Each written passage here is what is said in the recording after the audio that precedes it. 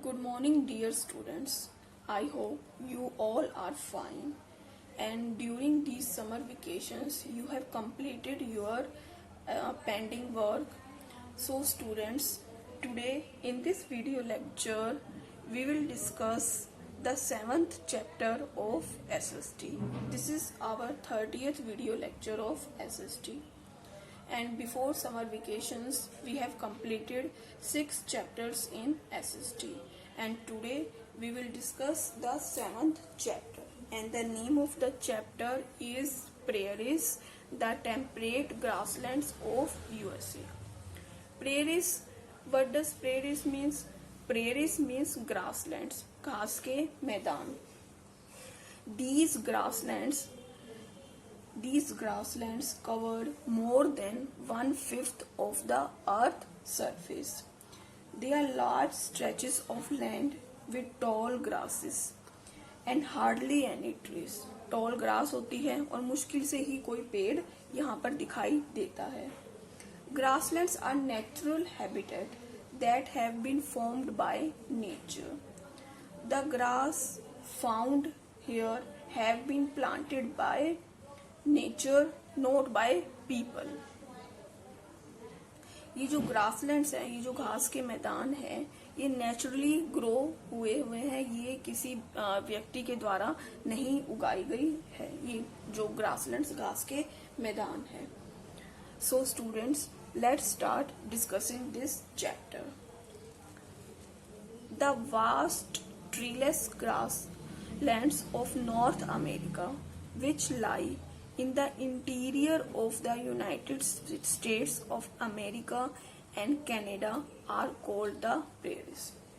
Vast मतलब बहुत बड़ा. ट्रीलेस, ट्री नहीं होते, ग्रासलैंड घास के मैदान है. बहुत बड़े एरिया में पेड़ रहित घास के मैदान है.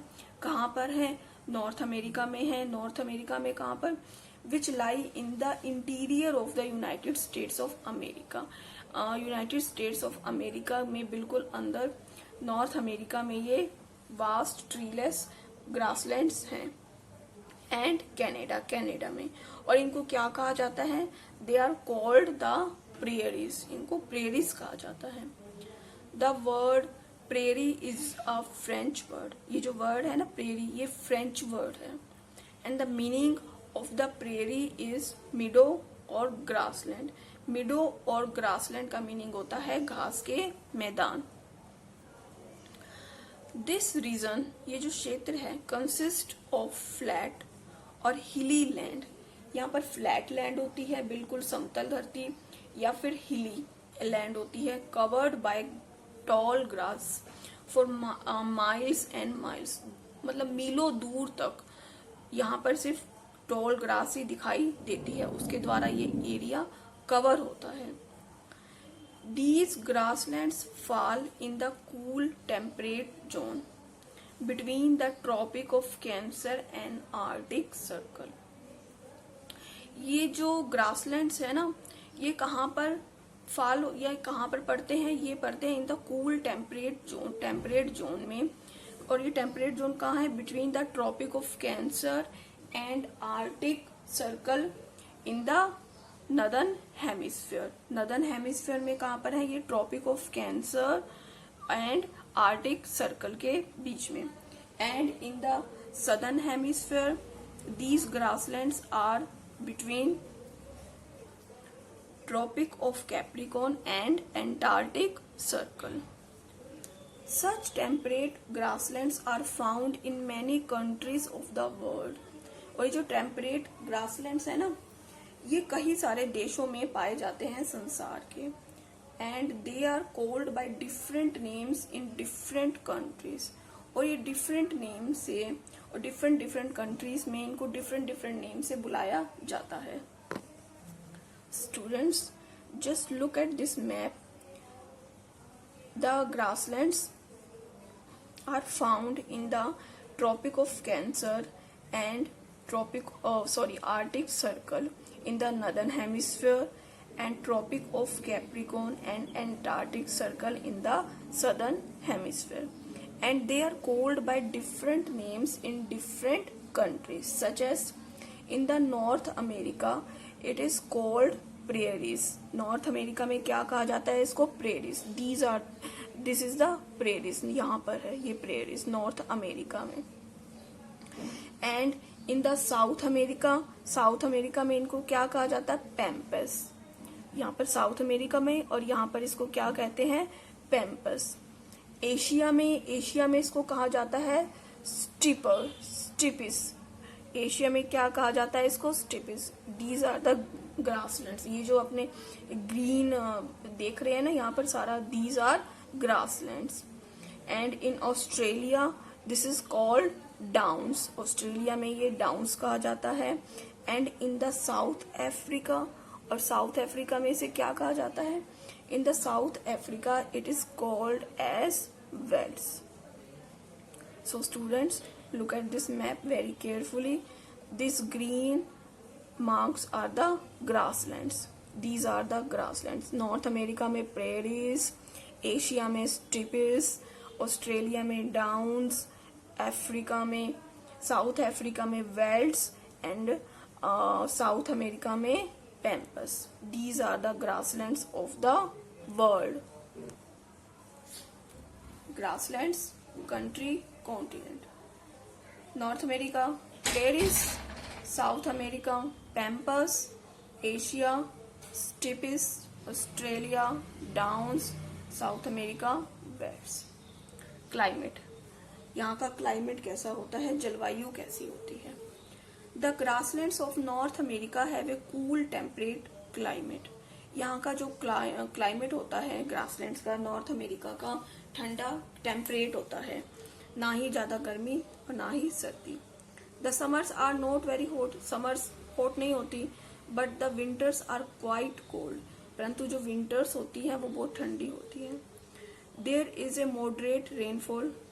जो रेनफॉल है वहां पे मॉडरेट होती है, सही मात्रा में होती है। मोस्टली ड्यूरिंग द स्प्रिंग, और स्प्रिंग सीजन में होती है। In winter there is heavy snowfall, और जो विंटर्स में क्या होती है? हैवी स्नोफॉल यहाँ पर होती है। वेजिटेशन में यहाँ पर वनस्पति कैसे मिलती है?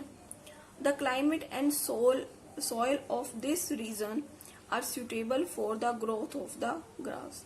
जो यहाँ की जलवायु होती है और जो मिट्टी होती है वो यहाँ पर इस क्षेत्र की बहुत ही ज्यादा सुटेबल होती है। किसकी ग्रोथ के लिए? ग्रास की ग्रोथ के लिए।